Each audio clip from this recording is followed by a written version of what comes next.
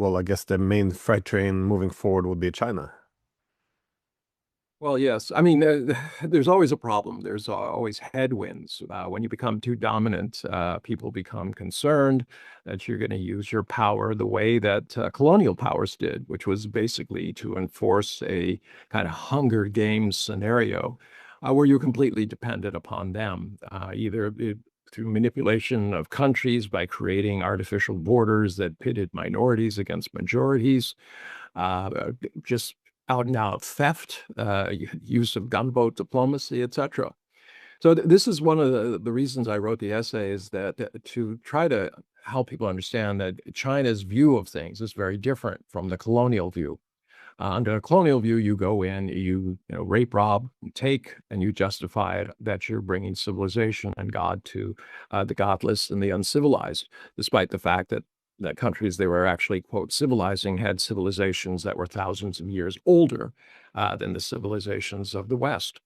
So when I want to begin a little bit before we get into Chinanomics 3.0, and that is where is the United States today? And this goes back to about four essays that I described them, and I selected these four essays simply because they laid out blueprints which have subsequently been followed. All right. The first one was written by Lewis Powell 6 months before he joined the U.S. Supreme Court, arguably one of the most powerful individual positions because once on, you serve for life, and your views are going to be reflected in the cases that are decided. Now, he wrote a memo that basically said to the American Chamber of Commerce, it was a secret memo, where he said that because of the defeat in 1964, when the Lyndon Johnson was elected president, who he considered basically a communist, it was time for the industrial families of America to unite and to take over government, to take over the media, to take over universities, to take over think tanks, and basically create an oligarchy.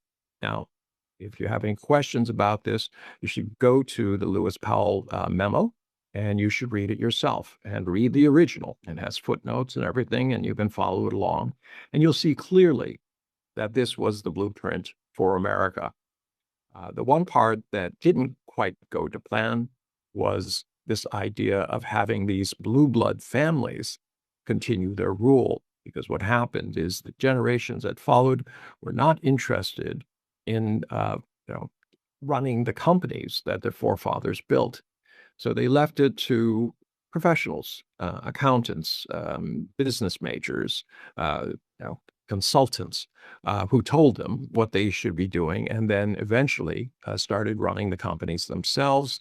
And as a result, what started out with this idea that you were establish an oligarchy has in essence become a headless horseman because the professionals have been given very strict orders: maximize shareholder value.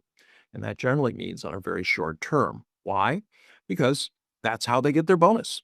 It's the rat and cheese. If I say, if you maximize the value this quarter or this year, I'm going to give you a big bonus. Of course, you're going to do everything you can. What's different about these families and these professionals that they hired is the families actually lived where their factories were, or at least some of them. They started out somewhere. They were connected to the community.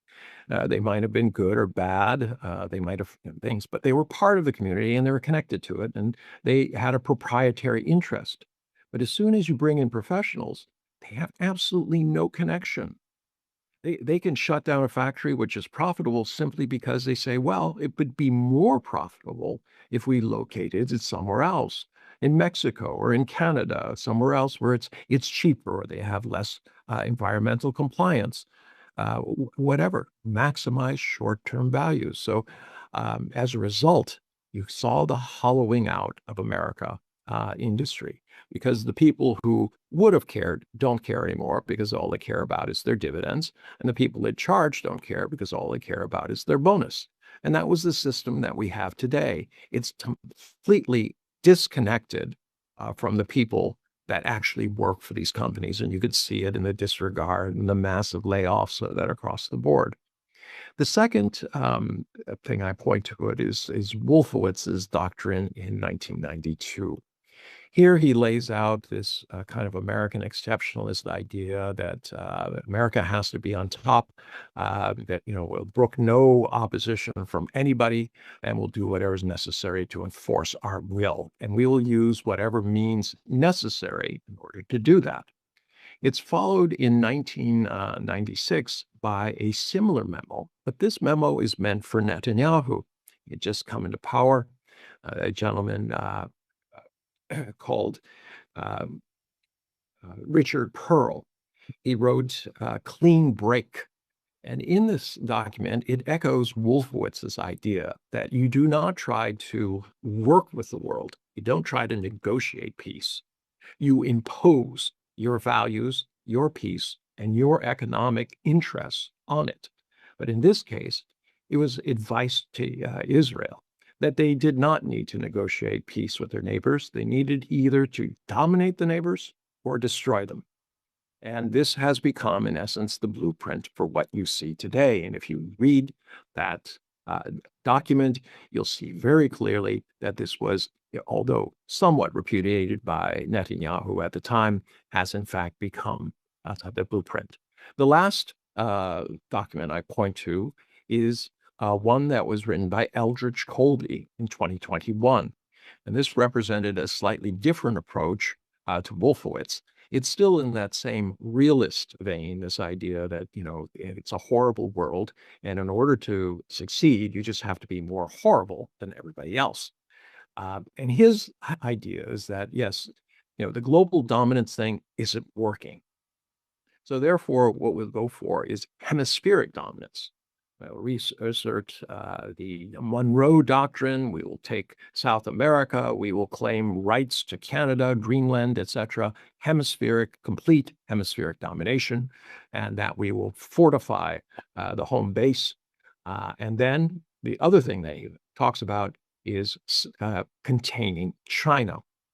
And his idea of containing China is about controlling oil inflows, e.g., exactly what we see today happening with Iran and with Nigeria before that when they were bombing that, and then also what we saw in Venezuela.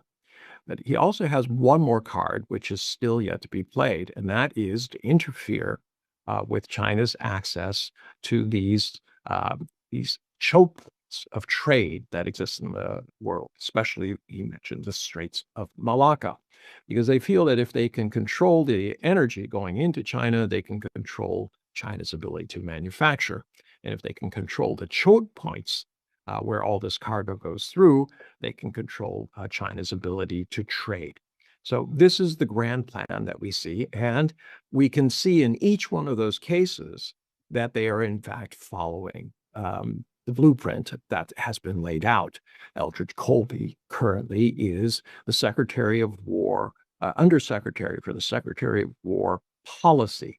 So he's actively pushing this, and we can see his fingerprints on a number of these efforts that were made in Venezuela. It's up to getting this hemispheric dominance, and then also interfering with energy and also these choke points. So where does that lead us? What I've told people is that the US is going in a certain direction. It's driven by nostalgia, the idea that let's make America great again. E.g., we need to return to the past, to our past glories. But, as they say, it's impossible to swim in the same river once. Time passes, so does the water. But as I said, that's driven by nostalgia. On the Chinese side, you've seen an amazing, 40 years, 45 years of progress. They started out with no, real money, hard money reserves. They're desperately poor. They didn't have a large enough resources that they could export to the rest of the world. They needed food. They needed everything.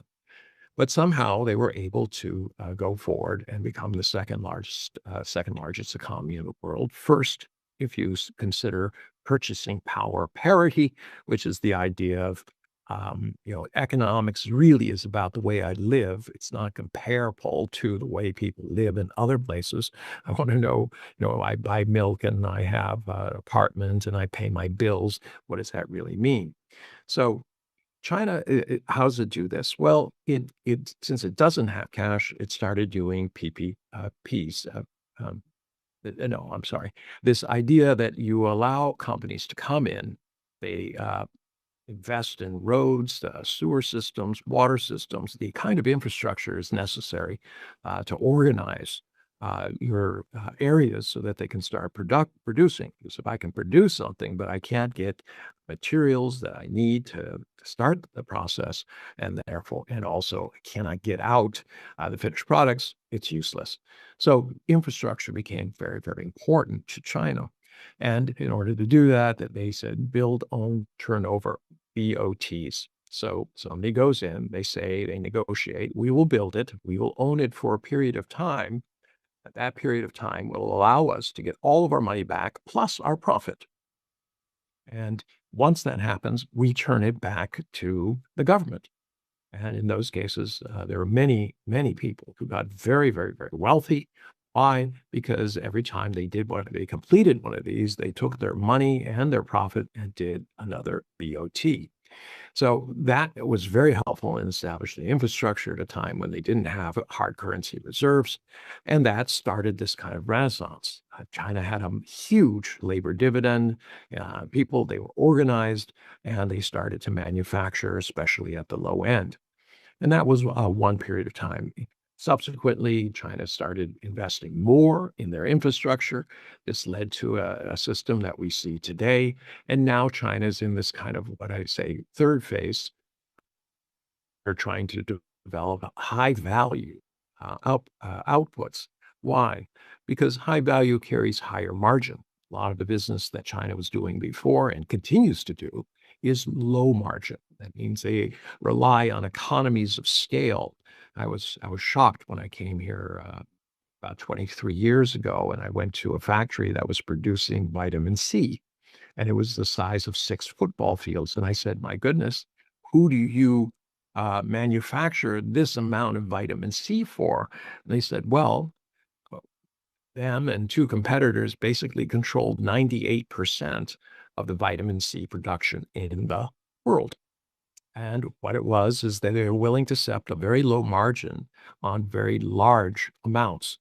And this is how they approached a lot of their businesses. Today, China is interested in bringing up their economy, and they do so by saying, we're going to invest in higher end goods, tertiary goods, where we are leading in terms of new technologies. We see this in 5G, 6G, and electric vehicles and batteries, and the list goes on and on.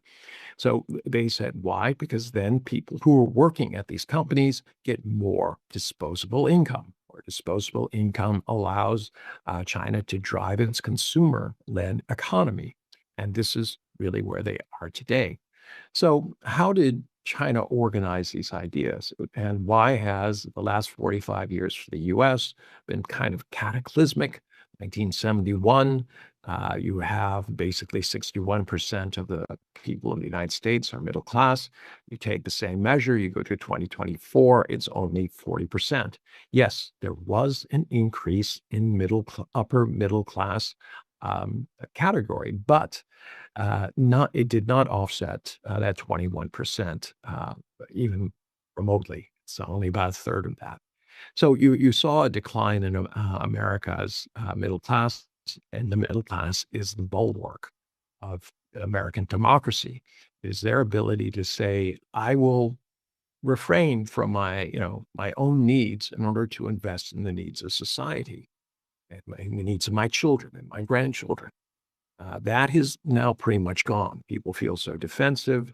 So many people are living paycheck to paycheck. They just don't have that luxury.